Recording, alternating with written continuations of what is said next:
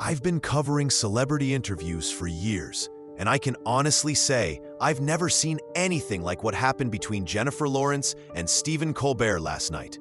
It started with an innocent question about her new film. Within 5 minutes, Colbert was making comments about digital privacy. Within 10 minutes, Jennifer was visibly shaking, asking him to stop. And by the 15-minute mark, Jennifer was screaming, "How dare you bring that up?" through tears while unhooking her microphone and walking away. Security didn't know what to do.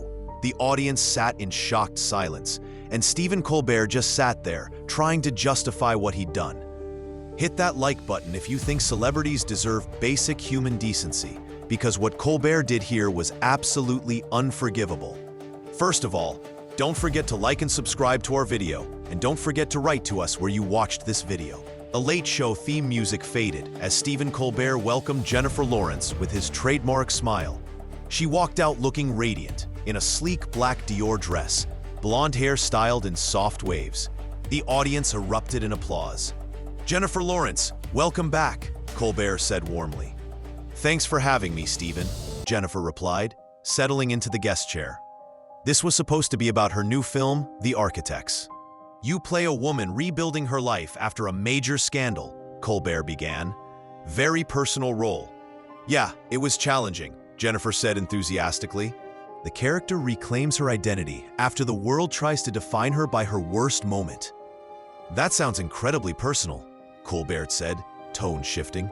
"Do you draw on personal experiences?" Jennifer's smile flickered. "Every actor draws on their life experiences, but specifically with themes of privacy and public scrutiny. That must resonate with you." The temperature shifted. "I think anyone in the public eye deals with scrutiny," she said carefully. "But you've dealt with more than typical scrutiny, haven't you?" Colbert pressed. "The digital age has created new vulnerabilities." Jennifer's jaw tightened. "Stephen, I'm here to talk about my film." "Of course," he said, but didn't change topics. "But the film is about privacy violation. The parallels are interesting." "The parallels are fictional," Jennifer said, voice cooling. "My character's situation is not my situation." "But surely you understand what she's going through, given your own experiences with privacy breaches." The audience went quiet. Jennifer's hands curled into fists.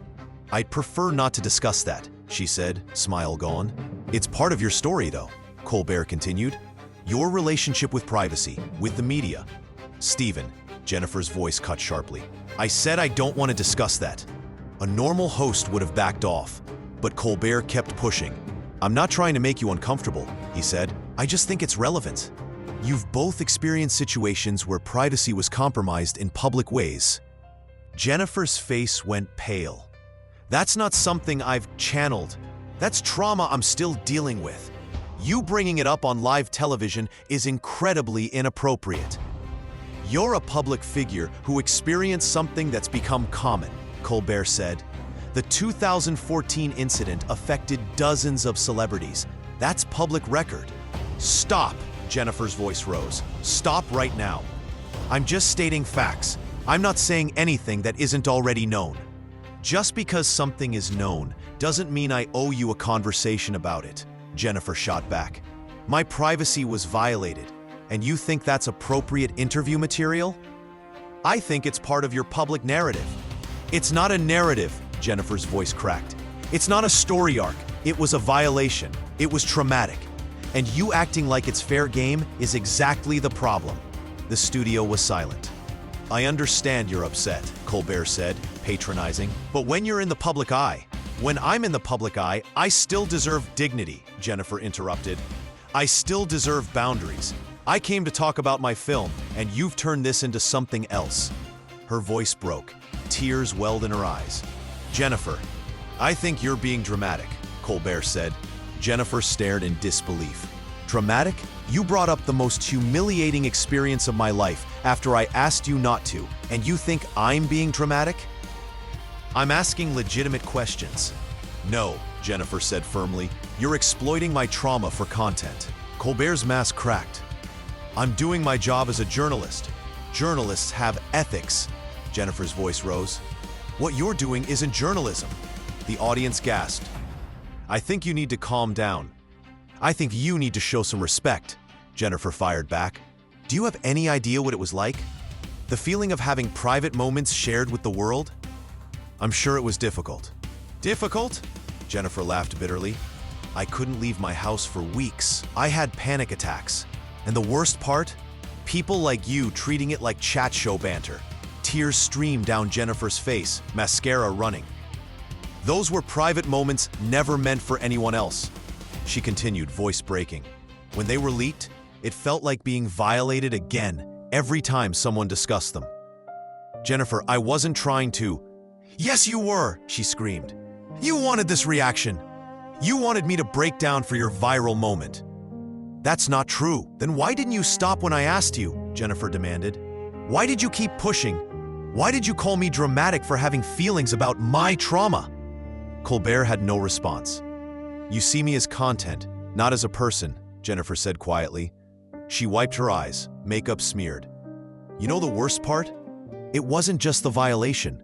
It was how people talked about it afterward, like entertainment, like my suffering was funny or somehow my fault. She looked at Colbert. People said I should have been more careful. They victim blamed me. And you're doing the same thing right now by bringing it up as interview fodder. I never said it was your fault. You implied it, Jennifer said.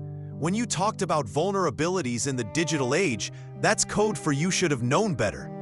You're putting words in my mouth. I'm reading between the lines. That's not what I believe, Colbert said, lacking conviction. Then why are we having this conversation? Jennifer asked. Why didn't you respect my boundary? Silence. Because you push boundaries for entertainment, Jennifer answered. And when people call you on it, you act like they're the problem. I think you're being unfair. Unfair? Jennifer exploded. How dare you bring that up? How dare you act like my trauma is your content? Jennifer stood abruptly, hands shaking as she reached for her microphone. Jennifer, please don't leave, Colbert said, panic in his voice.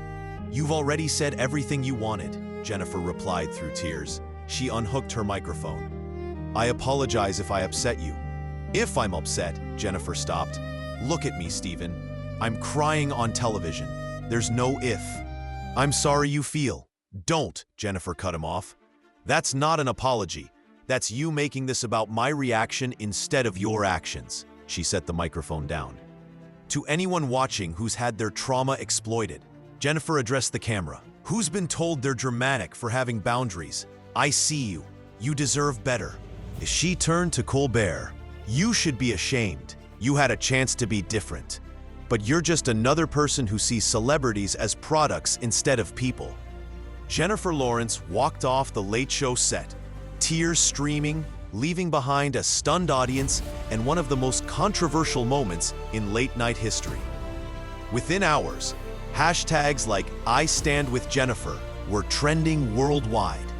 Fellow actresses spoke out. Advocacy groups condemned Colbert's approach. The question everyone's asking, will there be consequences? Drop your thoughts in the comments and hit subscribe. Because sometimes the most important moments happen when celebrities refuse to let their trauma become entertainment.